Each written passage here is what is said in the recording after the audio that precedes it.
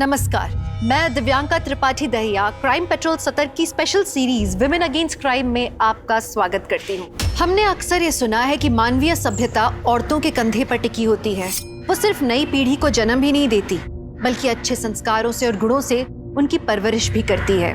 ईंट पत्थर के एक मकान को अपनी ममता से वो घर बनाती है, परिवार सजाती है, अपने दिन खटाती है। उसके खून पसीने से सींचे हुए यही बेहतर परिवार एक बेहतर समाज बनाते हैं। पर यही समाज उसके साथ क्या करता है? उसे प्रताड़ित करता है। अपनी दखियानुसी सोच और अहंकार से उसे मारने तक पे उतारू हो जाता है। आज की कहानी भी एक ऐसी लड़की की है जिसने बदलते वक्त के साथ एक नई कोशिश की, लेकिन उसकी कोशिश का अंजाम क्या हुआ, आइए देखते हैं।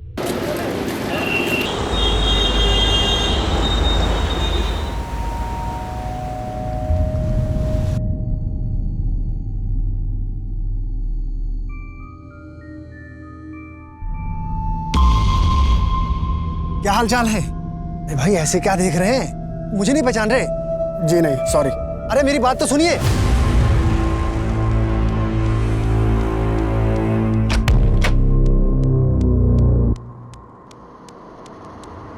क्या हो गया? आप इतने परेशान क्यों लग रहे हैं? नहीं नहीं, कुछ नहीं। पहले देख लेना कौन है। ठीक है भाई।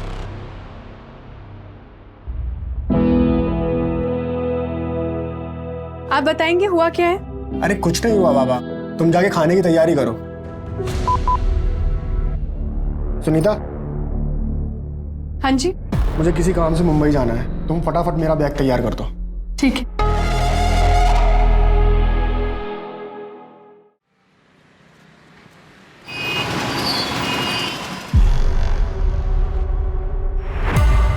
ये पानी कहाँ से आ रहा है?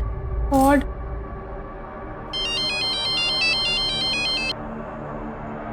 गुड मॉर्निंग भाभी जी। घर में ना पानी रिस रहा है, गंदा पानी।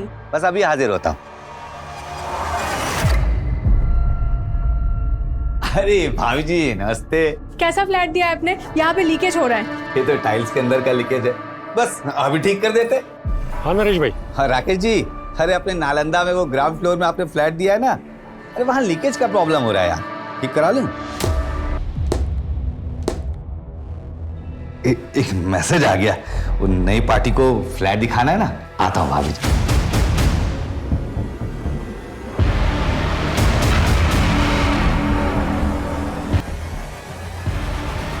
क्या हुआ भैया?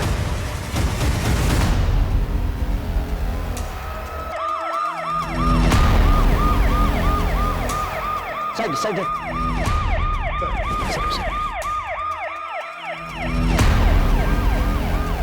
नमस्कार।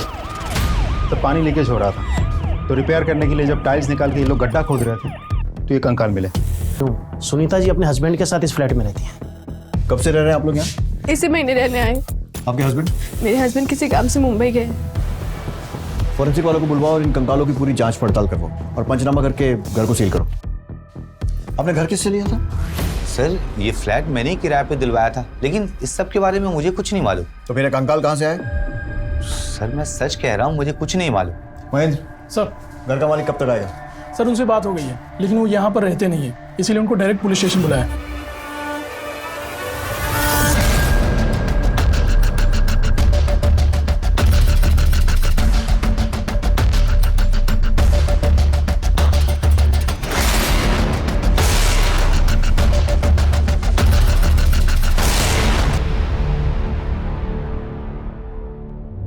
मेरी माँ का पता चला। हम कोशिश कर रहे हैं बेटा, पर जैसे कुछ पता चलेगा हम आपके मामा को इन्फॉर्म कर देंगे। और आपको पहले भी बोला था कि इस तरह से अकेले मत आया कीजिए। अगली बार जब भी आओगे अपने मामा को साथ लेके आओ। राकेश, चिंटू को उसे घर छोड़ दो। नहीं नहीं, प्लीज आप मेरी मम्मी को ढूंढ लीजिए प्लीज, मुझे उनकी बहुत याद आती। हम कोशिश कर रहे हैं बेटा, अभी आप घर पे चलो। राकेश जी, आपके घर में वो कंकाल कहाँ से है? मैं खुद हैरान हूँ सर, दरअसल मैं दूसरे एरिया में रहता हूँ। तो मतलब इस घर में आप कभी रहे ही नहीं? नहीं, जब नया मकान खरीदा था तब कुछ महीने रहा था, उसके बाद जॉइंट फैमिली थी, घर छोटा पड़ने लगा, उसके बाद हम बड़े घर में चले गए। तब से इस घर में किराएदार ही रह रहे हैं। उन सारे किराएदारों के नाम और पते दे दीजिए। पुराने किराएदारों के नाम और नंबर कौन रखता है? अच्छा, जब आप उस घर में रह रहे थे तब किसी से कोई दुश्मनी या फिर कोई झगड़ा हुआ था? नहीं नहीं।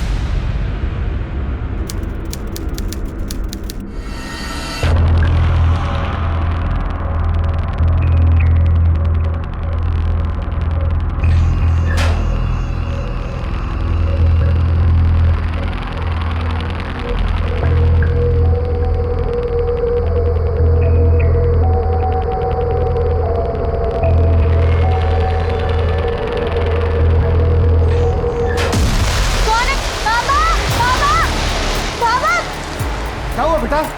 बाबा कोई आया था। कौन? चोर चोर चोर पकड़ो। कैसे लोग हैं ना बाबा, मंदिर में चोरी करने आ जाते हैं। ये बेटा, मंदिर में सैकड़ों साल पुरानी माता की मूर्ति है, साथ में ढेर सारे गहने भी हैं। जरूर वही चुराने आया होगा। वो तो अच्छा हुआ कि तूने आज मंदिर की लाज रख ली। बस माता का आशीर्वाद है बाबा। सो तो है बेटा, लेकिन हम सब कुछ माता के भरोसे छोड़ के विश्राम तो नहीं कर सकते ना। मैं आज से यहीं बाहर सोऊंगा ताकि चोर उचक्कों पर नजर रख सकूं। आजा आजा।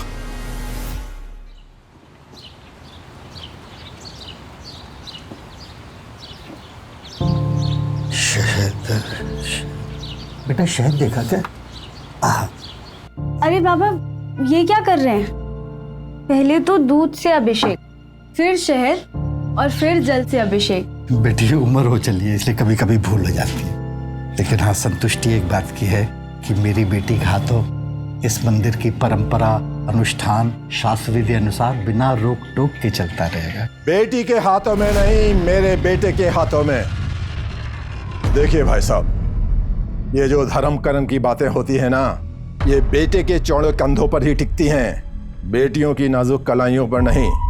भाई साहब, मुझे कल पता चला कि मंदिर में चोरी होते होते रह गई। अब देखिए, आपकी उम्र हो चली है, आपके कोई बेटा भी नहीं है, इसलिए मंदिर और यहाँ का विधि विधान मेरे बेटे को सौंप दीजिए।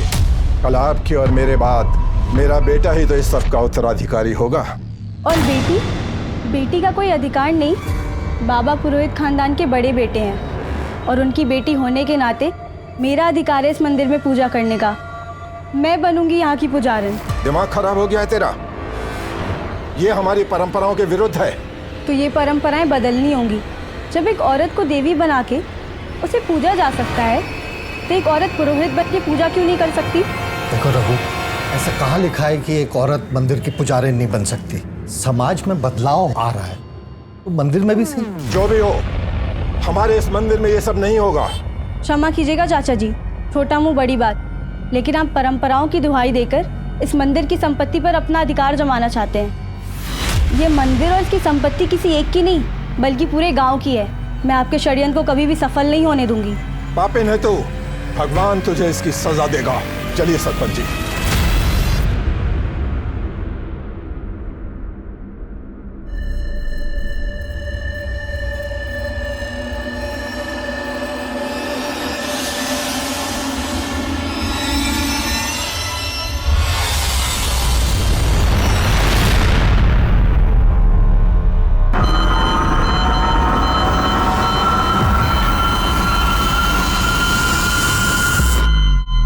देखिए पुजारी जी, हम सभी पंचों ने मिलकर ये फैसला लिया है कि इस मंदिर की उत्तराधिकारी रचना ही होगी। बड़ी खुशी की बात है। यशस्वी भव। बेटा ये बालों में क्या लगाया है? अरे ये तो जटा है। जटा? पता नहीं बाबा, कब से तेल लगा के सुलझा रही हूँ, पर ये सुलझ ही नहीं रही है। और ये सुलझेगी भी नहीं। ये जटा है, जटा देवी माता का संकेत है। संकेत? कैसा संकेत? भाई साहब, इतने भोले भी मत बनिए। बालों में जटा होने का मतलब होता है कि देवी ने संकेत दिया है कि ये लड़की देवी के मंदिर में दासी और सेविका बनकर रहेगी, पुजारन बनकर नहीं। नहीं नहीं, किसी ने जानबूझ के कुछ लगा दिया होगा। कल तो बालों में कोई जटा नहीं थी। देखो सरपंच जी, भाई साहब ने तो देवी के संकेत को मानने से मना कर दिया। अगर आप भी देवी के संकेत को मानने से मना कर देंगे तो जानते हैं क्या होगा? प्रलय हो जाएगी गांव में, देवी का कोप हो जाएगा, खेत खलियान जल जाएंगे, नदी नाले सूख जाएंगे, सब कुछ नष्ट हो जाएगा देवी के श्राप से। आप सही कह रहे हैं। सुना भाई साहब, अब अगली पूर्णमासी के दिन आपको अपनी बेटी का इस गांव के मंदिर को दान करना होगा। ये सब अंधविश्वास है सरपंच जी। सरपंच जी, आप ही न्याय कीजिए। पुजारी जी, अब रचना को इस मंदिर की सेविका और इस गांव की दासी बनकर ही रहना होगा। यही हमारा फैसला है। सरपंच साहब, सरपंच साहब, सरपंच साहब सुनिए।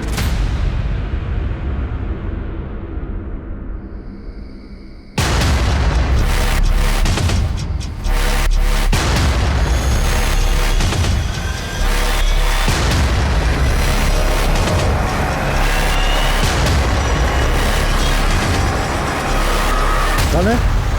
कौन है?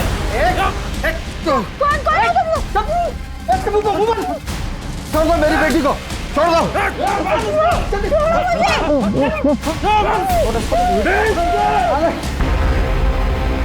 अरे आराम से, इतनी भी ओवर एक्टिंग मत करो। लेकिन आप लोगों का बहुत धन्यवाद, आप लोग सुनील के सच्चे दोस्त हो। कौन सुनील?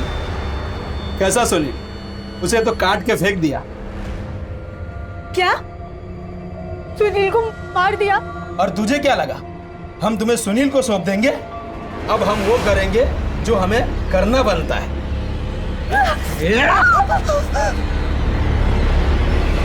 तुझे तो पूरे गांव के सेवा से बचा लिया, शुक्र है। और हमारी सेवा तो बनती है ना। इसमें तो जाने दो। नहीं, नहीं। हाँ, ताई मलाई का भला छोड़ता है कोई?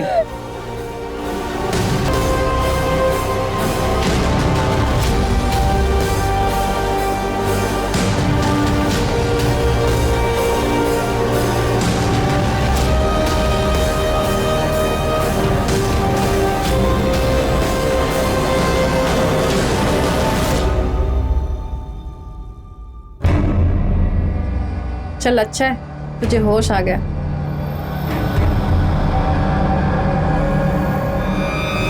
मंदिर की पुजारन बनने के सपने देखने वाली रचना को षड्यंत्रकारियों ने ऐसी जगह पहुंचाया था जहां औरत को इंसान नहीं, भोगने वाली वस्तु माना जाता है। क्या उसके संघर्षों का अंत हो चुका था या एक नए संघर्ष की शुरुआत हुई थी? और सबसे बड़ा सवाल ये था कि शहर के रिहायशी इलाके के घर में मिले कंकालों का इनसे क्या संबंध था? ऐसे कई सवालों का जवाब मिलना अभी बाकी था। सर ये वही कॉन्ट्रैक्टर हैं जो उस फ्लैट में काम कर रहे थे। मुझे नरेश ने बहुत मारा था, ये देखिए। क्यों? सर वो कह रहा था कि वो खुदाई में कंकाल मिला तो पुलिस को बताने की क्या जरूरत थी? पुलिस को बताने की क्या जरूरत? मिट्टी डाल के उसके ऊपर टाइल्स लगवा के मामला रफा दफा नहीं कर सकता था? अगर तुम्हारी वजह से मैं फंसा ना तो मैं तुम्हें छोड़ूंगा नहीं। साहब मुझे बचा लीजिए साहब, बहुत बहुत मारेगा। आप चिंता मत कीजिए, वो कुछ नहीं कर पाएगा। इन्हें लेकर जाओ, इनकी कंप्लेन लिखो और पट्टी करवाओ। नरेश हमसे कंकाल की बात क्यों छुपाना चाहता है? उस मकान का मालिक राकेश, दोबारा बुलाओ उसे। राकेश जी, पिछली बार की खातिरदारी याद होगी आपको? एक सवाल पूछना रह गया था। नरेश के बारे में क्या जानते हो? सर उस एरिया में नरेश की बहुत चलती है। सारे फ्लैट किराए पे वही देता है और कोई भी उसके मार्केट में घुसने की कोशिश करता है तो बखेड़ा खड़ा कर देता है सर। और तो और पुराना किराएदार जाने के बाद नया किराएदार आने तक चाबी नरेश के पास ही रहती थी। हाँ साहब, नरेश दिल का काला और नाड़े का ढीला आदमी है। खाली फ्लैट में लड़कियों को बुलाता रहता है। दबंग है, इसलिए उसे कोई कुछ बोलता ही नहीं। कब से काम कर रहे हो यहाँ? साहब 4-5 साल हो गए। कुछ और पता चले तो बताना। जी साहब। सुनिए जी, चाबी। Oh thank you.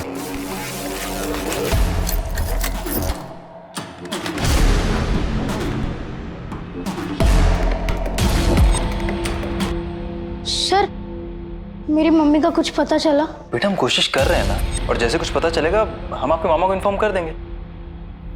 चलो भी आप घर जाओ।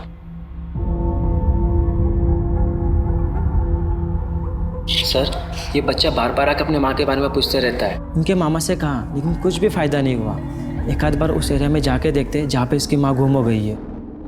लेकिन वो एरिया तो कुंज विहार के हद में आता है ना, तो हम इतनी मगजमारी क्यों करें? और वैसे भी एक बच्चे की कंप्लेंट पर कितना नाचेंगे हम?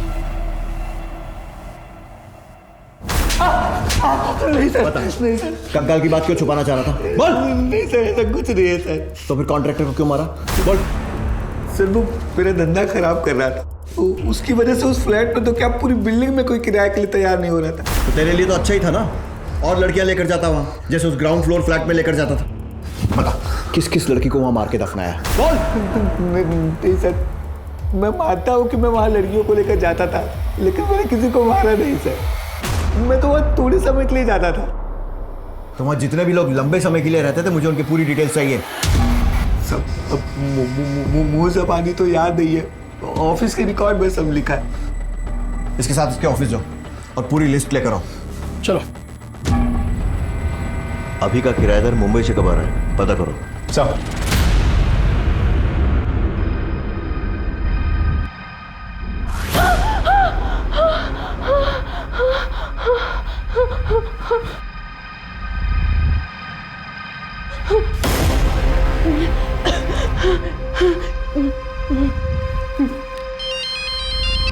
हेलो। हेलो, मुझे बहुत डर लग रहा है। आप कब आ रहे हो? तू टेंशन मत ले, मैं कल सुबह की पहली फ्लाइट पकड़ते ही आ रहा हूँ भोपाल।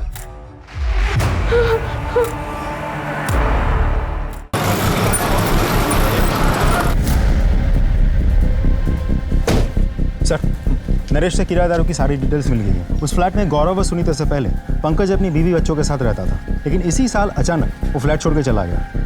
सर, पंकज ने ये फ्लैट 2015 में लिया। उससे पहले वहाँ परेश शाह रहते थे। सर, मैं व्यापारी आदमी हूँ, मुझे नहीं पता मेरा इन कंकालों से क्या वास्ता। वास्ता हो भी सकता है, आपकी किसी से दुश्मनी रही हो या फिर किसी से झगड़ा हुआ हो और गुस्से में आपने उन्हें मार के दफना दिया हो और फिर घर और शहर छोड़कर चले गए। सर, मैं काम काजी आदमी हूँ, आपने मुझे बुलाया तो इसलिए मैं आपसे मिलने चला आया। अगर आप इस तरह से मुझ पर झूठे आरोप लगाएंगे तो आज के बाद आप मुझसे नहीं, मेरे वकील से बात करेंगे। नमस्कार। सर, एटीट्यूड देखा आपने, बात कैसे कर रहा था।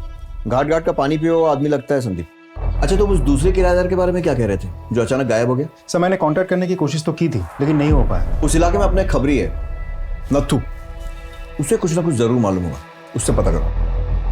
महेंद्र, चाबी। एक मिनट। नालंदा विहार सोसाइटी में जब हम पूछताछ कर रहे थे तो एक आदमी मुझे देखकर इतना घबरा गया था कि बाइक में अपनी चाबी छोड़कर जाने लगा था। मुझे लग रहा उस आदमी से मैं पहले कभी मिला हूं किसी केस के सिलसिले में। पता करो वो आदमी कौन था। अरे परेश भाई, और क्या हाल है? अरे सुनिए तो सही। सर, मुझे आपसे कुछ बात करनी है।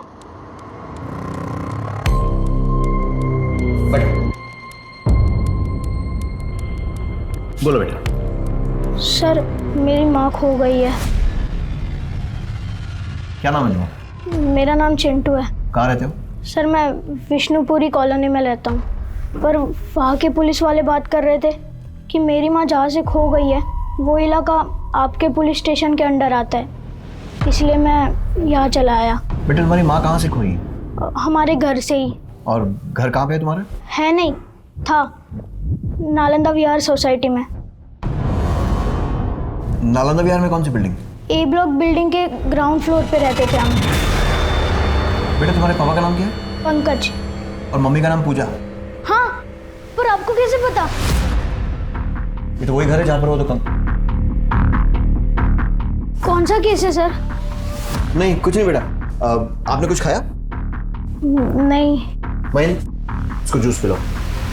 अंकल को मामा का नंबर दो, इनके मामा से बात करो और पंकज का नंबर लो और लेकर आओ उसको। जाओ विष्णुपुरी पुलिस स्टेशन में फोन करो, पता करो इस केस की इन्वेस्टिगेशन की क्या प्रोग्रेस है। रिहायशी इलाके में घर के नीचे से मिले कंकाल से चारों तरफ अफरा तफरी मच गई। ऐसे में एक मासूम बच्चा अपनी माँ को तलाशते दर बदर ठोकरे खा रहा था। एक बच्चे के लिए माँ की ममता से ज्यादा और प्यारा क्या हो सकता है।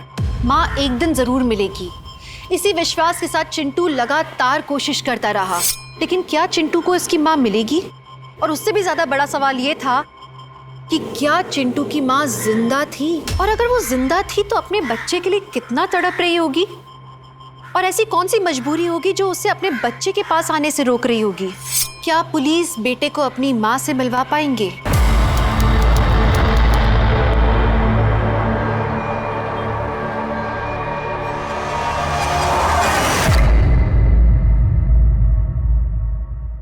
चमक छल्लो, क्या नाम है तेरा?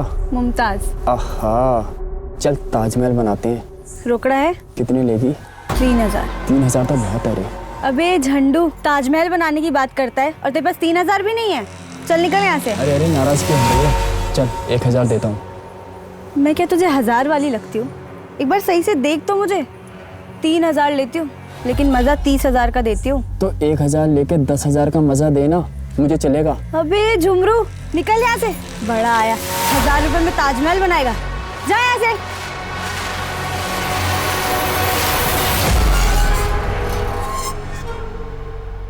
तेरा बाप गांव के मंदिर का पुजारी है ना? देख, तेरे बाप को और प्रेमी को कुछ लोगों ने मार डाला।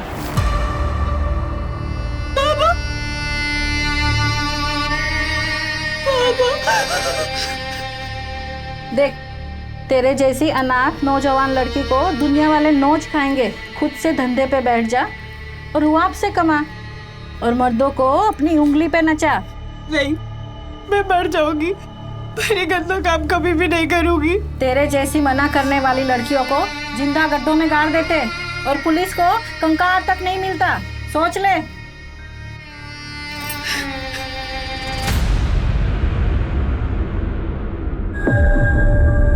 कितना लेगी?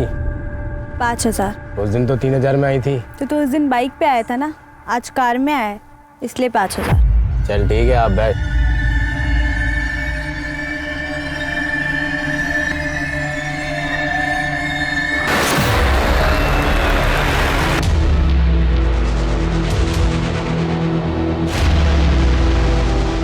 कितना छापा?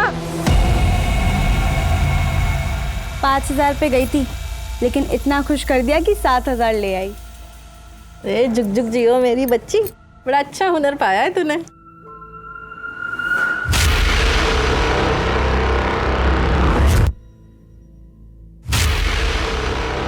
ऐसा कैसे हो सकता है? वो तो उसे तुम लोगों ने क्या बड़बड़ा रही है? देख, तेरा पुराना सेठ आ गया। इस समय? अरे बीवी से झगड़ा हुआ होगा, तेरे पास आके दिल हल्का करेगा। जा, क्या हुआ? देख, जाके सेठ का दिल बहला।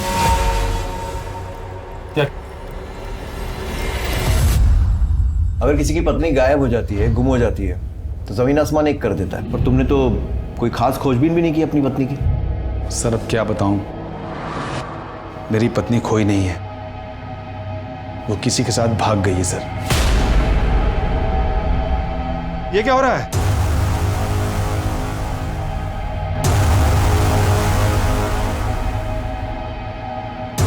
पूजा, ये क्या हो रहा था? पूजा, पूजा गलत है ये। तुम मेरी बीवी हो, मेरे बच्चे की माँ हो। बस मामा, और नहीं, मुझे बहुत नींद आ रही, मैं सोने जा रहा हूँ। गुड नाइट पापा, गुड नाइट मामा। तुम भी खा लो। पूजा, जो कुछ भी हुआ है मैं उसे भूलने के लिए तैयार हूं।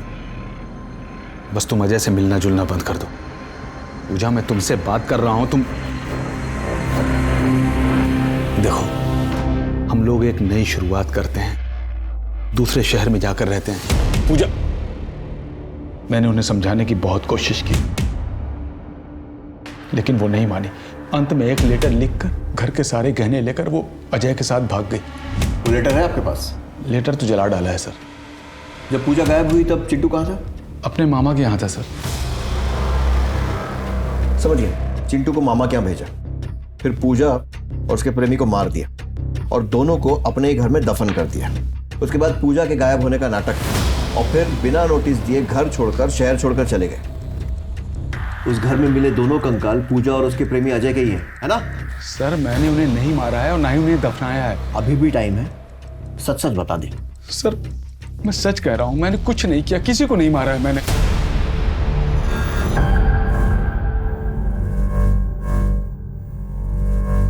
लगता है इन्हें किसी बात का गहरा सदमा लगा है। मैं कुछ दवाइयाँ लिख देता हूँ, लेकिन अगर इनके मन से डर नहीं गया तो उन्हें ठीक होने में वक्त लगेगा।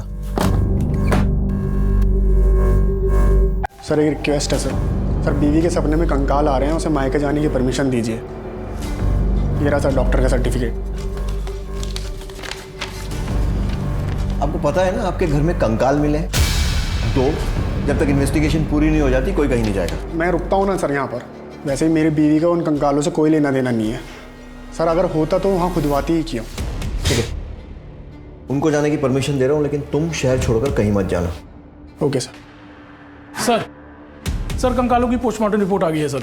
पहला कंकाल आदमी का है और दूसरा किसी औरत का। उनकी एज और टाइम ऑफ डेथ? सर इसको समझना थोड़ा कॉम्प्लिकेटेड प्रोसेस है, इसमें थोड़ा टाइम और लगेगा। रिक्वेस्ट करो, देखो जल्दी कर सकें तो। सर उस बिल्डिंग के पुराने रिकॉर्ड्स मैंने अच्छे से चेक कर लिए। 15 साल पहले वो बिल्डिंग जब बन रही थी तब 2 बार स्लैब गिरा था। फिर उसके कुछ ही दिनों बाद एक मजदूर और उसकी बीवी की कंस्ट्रक्शन साइट से मिसिंग होने की रिपोर्ट बाकी के मजदूरों ने लिखवाई थी, और फिर उसके कुछ ही दिनों बाद उन लोगों ने मिसिंग कंप्लेंट वापस भी ले ली थी।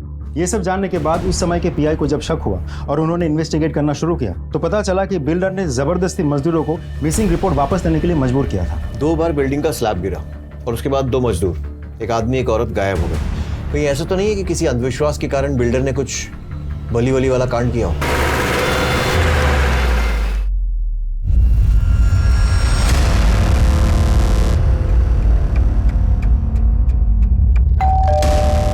नालंदा सोसाइटी, वो बिल्डिंग आपने ही बनवाई थी ना? जब वो बिल्डिंग बन रही थी 2 मजदूर गायब हुए थे वहां से, एक आदमी और एक औरत। और अब जो कंकाल मिला है वो भी एक आदमी और एक औरत का ही है। मामला सामने ना आ जाए इसलिए आपने अपने मजदूरों पर प्रेशर डाला था और उन्होंने कंप्लेंट वापस ले ली थी, है ना? जी नहीं सर, तो पुलिस कंप्लेंट की वजह से मेरी बिल्डिंग का काम रुका पड़ा था और जिसकी वजह से मेरा बहुत नुकसान हो रहा था। फिर मैंने किसी तरह मजदूरों को समझा बुझा करके कंप्लेंट वापस करने के लिए मनाया। अपने गायब मजदूरों का नाम बता दीजिए। इतना पुराना रिकॉर्ड कौन रखता है सर? ये मजदूर हैं, कहीं 2 पैसा अधिक मिला यहाँ काम छोड़ के वहाँ चले जाते हैं। जब वो बिल्डिंग बन रही थी तो 2 बार उसका स्लैब गिरा था। कहीं ऐसा तो नहीं अंधविश्वास के कारण उन दोनों की नरबली दे दी गई हो? अरे सर, मैं धर्म कर्म करने वाला पंडित व्यक्ति हूँ और मैं बिल्डिंग का फाउंडेशन खुद खड़े रह करके वहाँ पर बनवाता हूँ और मेरी बिल्डिंग में ऐसा कांड हो ही नहीं सकता। आपकी बिल्डिंग में क्या कांड हुआ है और कैसे कैसे कांड हो सकते हैं वो हम पता लगा लेंगे, लेकिन एक बात ध्यान रखिए, अगर ये पता लगा ना कि इसमें आपका ज़रा सा भी हाथ है, आपकी खैर नहीं। सर चोरत पुलिस स्टेशन से खाई में गिरी कार और मिसिंग डेड बॉडीज की फाइल आ गई है। करेक्ट, मनीष मिश्रा की गाड़ी खाई में गिरी थी और कार में मनीष और मीना की चप्पलें मिली थी, लेकिन दोनों की डेड बॉडीज नहीं मिल पाई थी। और भूषण मनीष का बिजनेस पार्टनर था और मनीष के मरने के बाद सारा का सारा बिजनेस भूषण के नाम हो गया। मार क्यों रहे साहब? जिस फ्लैट में कंकाल मिले थे उसके ऊपर पहले फ्लोर पे भूषण रहता है, जानता है उसे? हाँ साहब। भूषण उस फ्लैट में गया था जहाँ कंकाल मिले थे कभी भी? याद नहीं साहब। देख, केस उलझता जा रहा है और मेरा दिमाग भी। सच बता और जल्दी बता। याद आया साहब, एक बार भूषण को अपने घर फर्नीचर का काम करवाना था तो उसने अपने बीवी बच्चों को 8 दिन के लिए मायके भेज दिया और अपना सारा सामान नीचे फ्लैट पे शिफ्ट किया। मैंने चाबी दी थी। अब बता रही है, कब दी थी चाबी? परेश जी के फ्लैट छोड़ने के बाद और पंकज जी के फ्लैट लेने से पहले। परेश ने नवंबर 2014 में फ्लैट छोड़ा था और पंकज ने जनवरी 15 में फ्लैट लिया था, तो दिसंबर 2014 में फ्लैट खाली था, तब दी थी चाबी? हाँ साहब।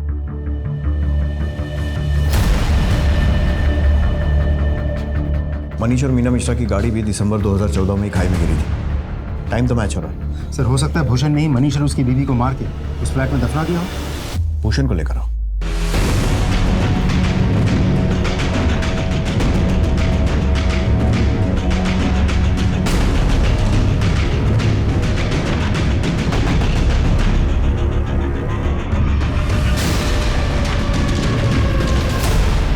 सर भूषण बिना किसी को कुछ कहे गायब हो गया, उसका फोन भी स्विच ऑफ आ रहा है। कि भूषण उन कंकालों के बारे में कुछ ना कुछ तो जरूर जानता है। अपने सारे खबरियों को एक्टिवेट करो और सारी पुलिस थानों में उसकी फोटो भेजो और उसका मोबाइल भी सर्वेलेंस पे डालो। सर। हेलो जय हिंद सर, आपके एरिया पे बाईपास रोड पर एक डेड बॉडी मिली है। क्या?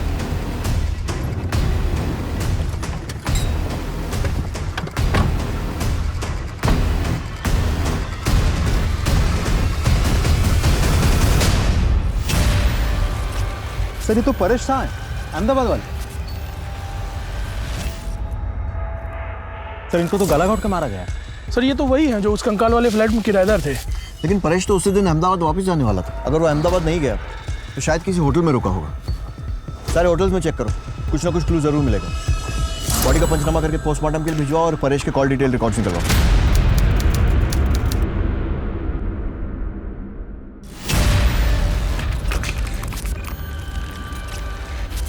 वहां से। अच्छा मौसी, एक काम था। देख, धंधा छोड़ के जाने की बात छोड़ के कुछ भी मांग, तेरे लिए जान भी हाजिर है। अच्छा मौसी, वो जो शबनम के साथ लड़का था, ऐसा लगा कि मैंने उससे कहीं देखा है। शायद मेरे ही गांव का था। आप जानती हैं वो कौन था?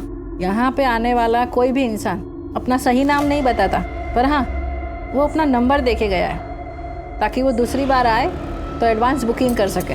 रुक, मैं तुझे नंबर देती हूँ, जा।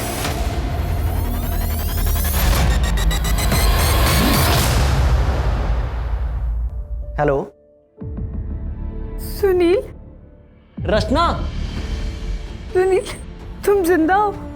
मुझे लगा तुम्हें तो डकैतों ने। मुझे तुम्हारे प्यार और दुआओं ने बचा लिया रचना। तुम कहाँ हो सुनील? मैं तुमसे मिलना चाहती हूँ। मैं भी तुमसे मिलना चाहता हूँ।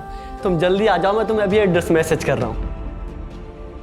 हो गई बात तेरे गांव वाले से? सर, कमलेश का मोबाइल लोकेशन इसी एरिया में नजर आया। सर, बॉडी तो बहुत बुरी तरह से जल चुकी है। ये तो गौरव की आईडी है। ये मंदिर और इसकी संपत्ति किसी एक की नहीं बल्कि पूरे गांव की है। छोड़ दो मेरी बेटी को। हालत दिखाती हूँ। मैं भी तुमसे मिलना चाहता हूँ।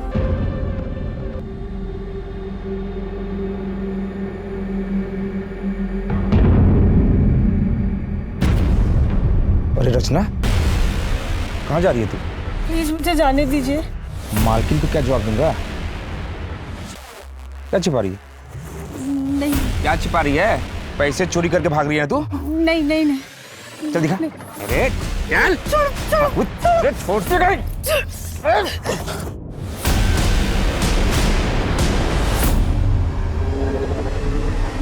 ये चोरी करके भाग रही है।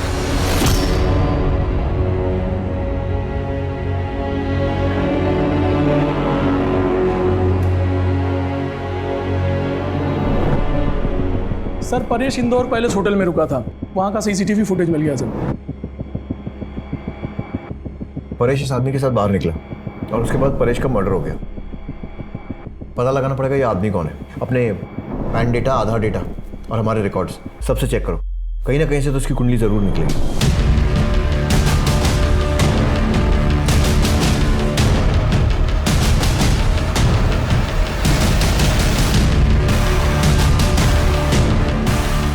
पहचानते हो? हाँ सर, ये तो कमलेश है। कहाँ रहता है ये कमलेश? यही पुरानी मंदिर के पीछे वाली गली में।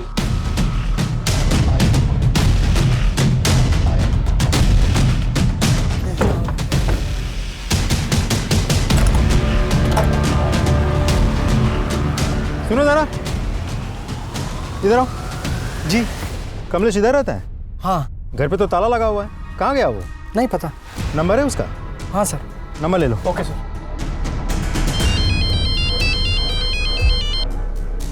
हाँ संदीप। सर, कमलेश तो गायब है, उसके घर पे ताला लगा हुआ है, लेकिन उसका नंबर हाथ लग गया।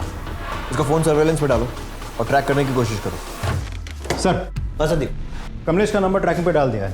कंट्रोल रूम बहुत जल्द उसका लाइव लोकेशन हमें अपडेट करेगा। काफी टाइम लग रहा है, लेकिन सर भूषण को ट्रैक कर लिया है। हमारी टीम उसे पकड़ के लेके आती होगी। बिना किसी को बताया गायब। किस बात का डर था? हमारी पूछताछ का? वो मैंने लोन लिया था और साहूकार मुझे परेशान कर रहे थे, तो मैं अपने दोस्त के घर चला गया था और सर मैंने अपना फ़ोन बंद कर लिया था। मैंने सोचा सर सब कुछ ठीक होगा और पैसों की जुगाड़ होगी तो मैं वापस आ जाऊंगा। दिसंबर 2014 में तेरे पार्टनर मनीष की गाड़ी खाई में गिरी, लेकिन उसकी और उसकी बीवी की डेड बॉडी नहीं मिली, सिर्फ कार मिली। और दिसंबर 2014 में ही तूने अपने बीवी बच्चों को बाहर भेजकर फर्नीचर बनाने के बहाने अपना सारा सामान नीचे वाले फ्लैट में शिफ्ट किया। तूने मनीष और मीना को मारा और उसके बाद उन्हें उस फ्लैट में दफनाया। देखिए सर, मैं आपसे बोल चुका हूँ ना, मैंने मनीष को मारा और ना ही मैंने मीना को मारा सर। मेरी बात सुनिए सर, एक बात बताइए, मैं आपसे क्यों झूठ बोलूंगा सर? मैं सच बोल रहा हूँ, मैंने मनीष मीना को नहीं मारा और ना ही मैंने उस फ्लैट में उनको दफनाया। मेरी बात पे यकीन कीजिए सर, प्लीज। सर, कमलेश का नंबर ट्रैक हो गया।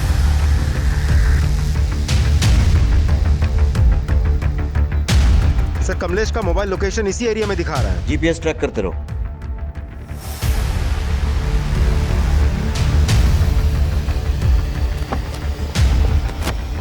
सर, लोकेशन तो यहीं कहीं दिखा रहा है। आसपास तलाशी लो। एक काम करो, उसका नंबर डायल करो। सर।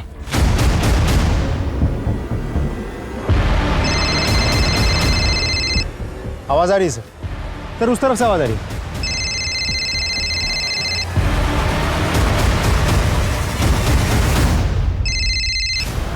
बॉडी तो बहुत बुरी तरह से जल चुकी है। सर ये फोन। Sir ID. ये तो गौरव की आईडी है। फोन कमलेश का और आईडी गौरव की। आसपास देखो और कुछ मिलता है क्या? पंचनामा करके बॉडी को पोस्टमार्टम के लिए भेजो। उसकी वाइफ को इन्फॉर्म करो। गौरव को कौन मार सकता है और क्यों? सर गौरव के घर से मिले कंकालों के साथ इस मर्डर का कोई कनेक्शन तो नहीं है। और कमलेश का फोन गौरव की बॉडी के पास मिलना, यही कमलेश परेश के साथ होटल में दिखाई दिया था। इसके बाद परेश का मर्डर हो गया था। पता लगाना पड़ेगा ये कमलेश है कौन, और ये भी कि इन तीनों को मारने वाले अलग अलग लोग हैं या फिर ये तीनों केस एक दूसरे से जुड़े हैं और हत्यारा कोई एक ही है। सर हो सकता है गौरव और कमलेश की लाइफ से हमें कोई सुराग मिल जाए। इन दोनों के फोटो सारे पुलिस स्टेशन में सर्कुलेट करवाओ और डिटेल्स निकालो। पहले परेश और उसके बाद गौरव की हत्या ने एक नया सवाल खड़ा कर दिया था कि क्या कंकालों से जुड़ा कोई शख्स इन दोनों की हत्या का जिम्मेदार है, और अगर है तो उसकी वजह क्या है। गौरव की किसी से कोई दुश्मनी थी या फिर किसी ने कोई धमकी वगैरह दी हो?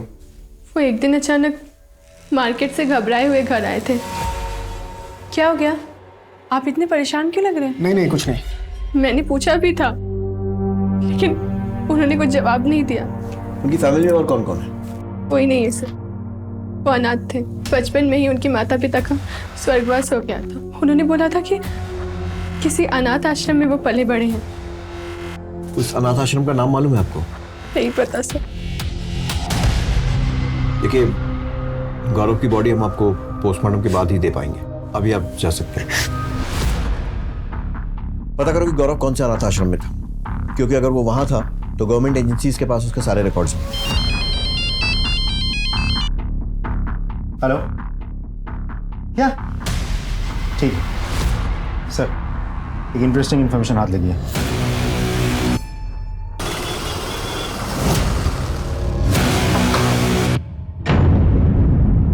जी बोलिए। माँ,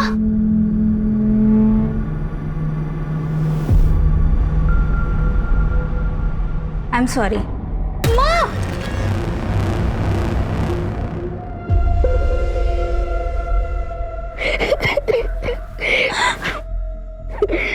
घर चलो माँ, घर चलो। नहीं बेटा, मैं नहीं आ सकती। क्यों माँ, क्यों नहीं आ सकती आप घर? बेटा तेरे पापा। देखिए दूसरों के पर्सनल मामलों में दखल देना हमारा काम नहीं है, लेकिन फिर भी एक सलाह है, जो भी फैसला लें सोच समझ कर लें।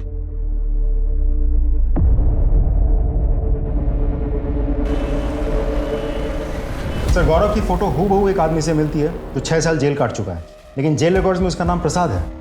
प्रसाद कौन सी जेल से छूटा? भोपाल सेंट्रल जेल में था सर, और पिछले महीने ही छूटा। कुंडली निकालो इसकी। गौरव से आपकी शादी कब हुई थी? से 2 महीने पहले। लव मैरिज थी या अरेंज? अरेंज। बता सकती हैं शादी फिक्स किसने करवाई थी? सब, मैं गरीब परिवार की लड़की हूँ। गांव के पुजारी राघु चाचा ने हमारी शादी तय की थी।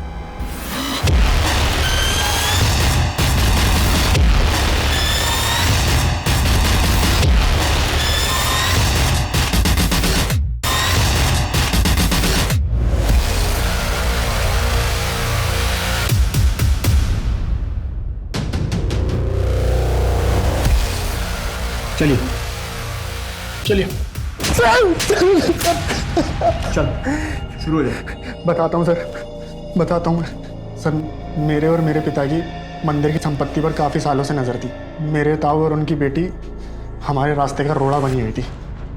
रचना को ठिकाने का लगाने के लिए मेरे पिता ने उसके बालों में जटा बनाई और मंदिर की पुजारन न बनने के बजाय उसे दासी बनने पर मजबूर किया। रचना अपने प्रेमी सुनील के साथ डकैतों का बहाना करके गांव से भाग जाना चाहती थी। वो सुनील मेरा पालतू था, उसने मुझे पूरा प्लान बता दिया। फिर मैंने नहले पे दहला फेंका सर। मैंने असली डकैतों से रचना को किडनैप करवाया और उसके बाप की हत्या कर दी और मंदिर पे अपना अधिकार बना लिया। इसके एवज में सुनील ने मुझसे मंदिर की मूर्ति मांगी। मैंने सोचा कि ये पीतल की पुरानी मूर्ति में रखा ही क्या है, और मैंने दे दी उसको। फिर एक दिन मुझे सुनील का फ़ोन आया और उसने मुझे बताया कि रचना जिंदा है, और तब तक मुझे पता चल चुका था कि मूर्ति बहुत कीमती है। मैंने सोचा कि शहर जाके रचना को ख़त्म भी कर दूंगा और सुनील से अपनी मूर्ति भी वापस ले लूँगा। वहाँ शहर में सुनील परेश शाह के घर में नौकर था। घर में कोई नहीं था और वहाँ पे टाइल्स का काम चल रहा था, और सुनील ने रचना को फ़ोन करके बुलाया और मुझे सौंप दिया।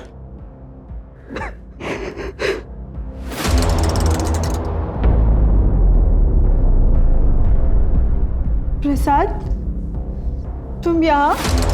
तुझे अपने रास्ते से हटाने का अधूरा काम पूरा करने आया हूँ। तुमने इसे यहाँ बुलाया जिससे मैंने इतना प्यार किया?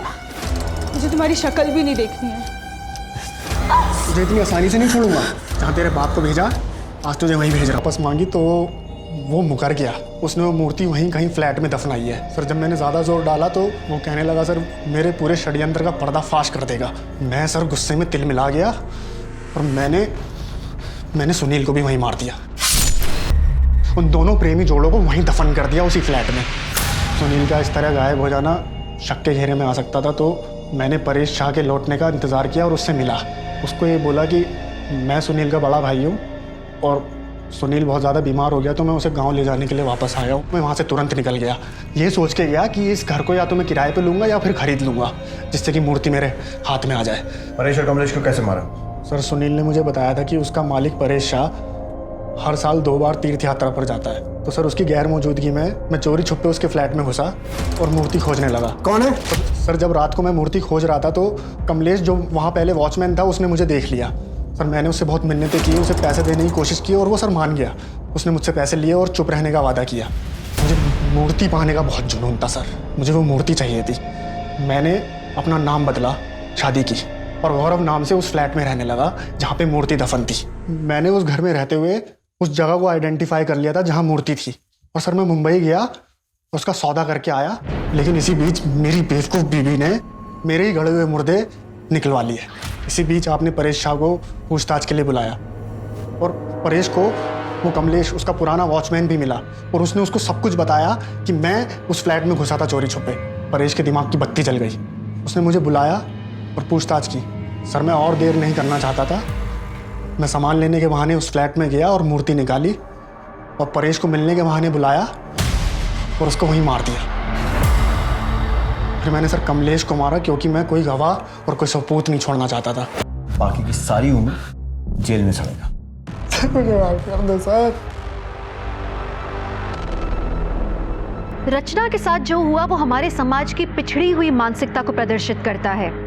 रचना ने एक बड़ा सपना देखा, मंदिर की पुजारन बनने का, देवी माता की सेवा करने का, पर उसका ये सपना मंदिर की संपत्ति पर नजर गड़ाए लोगों को रास ना आया। उन्होंने रचना को जिस्म फरोशी के कीचड़ में धकेल दिया। कागा सब तन खाइयो, चुन चुन खाइयो मांस, बस ये 2 नैना मत खाइयो, इन्हें पिया मिलन की आस। रचना की हिम्मत जैसे पूरी तरह से टूट चुकी थी, लेकिन अपने पुराने प्यार से मिलने की उम्मीद ने उसमें एक नए जोश का संचालन किया।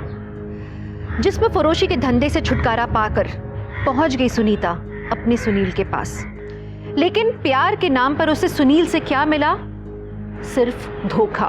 सोचिए, अगर रचना और उसके पिता सतर्क होते तो उसके चाचा और चचेरे भाई मंदिर को हथियाने में कभी सफल नहीं हो पाते। उनका व्यवहार दस्तक था आने वाले संकट का। रचना अगर आंख मूंद कर सुनील से प्यार न करती तो उसे कभी धोखा नहीं मिलता। वहीं परेश को भी खतरे की दस्तक मिली थी जब उन्हें कमलेश ने गौरव के बारे में बताया था। अगर वो लालच न करके सीधे पुलिस के पास जाते तो आज वो जिंदा होते। तो चलिए, मैं दिव्यांका त्रिपाठी दहिया अब लेती हूँ आपसे विदा। कल फिर मिलूंगी आपसे एक नए केस के साथ। देखते रहिए क्राइम पेट्रोल सतर्क, विमेन अगेंस्ट क्राइम। एक औरत पे वार, अब हर औरत का भार। जय हिंद।